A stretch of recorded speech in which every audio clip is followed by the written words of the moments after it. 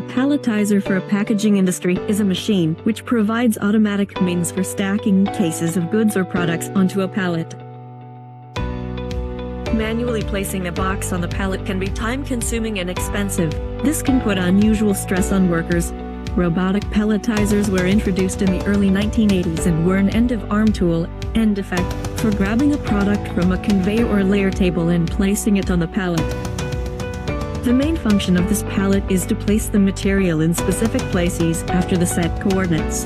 This thing happens here because of the perfect speed controllers. SMD Hollow Rotary Gearbox, working as motion controller at St. Series and achieves position accuracy for placing material in the right place. Hollow Rotary Gearbox, the Street Series has a very low backlash of less than 30 arc-seconds and is paired with the Planetary Gearbox SNP Series to achieve a higher reduction ratio. This combination of SMD gearbox makes the application efficient.